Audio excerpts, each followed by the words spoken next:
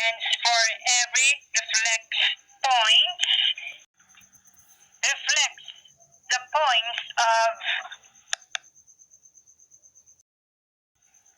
solar plexus, pancreas, thymus, stomach, duodenum,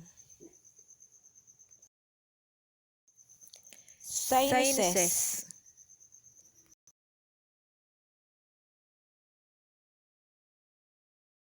sinuses,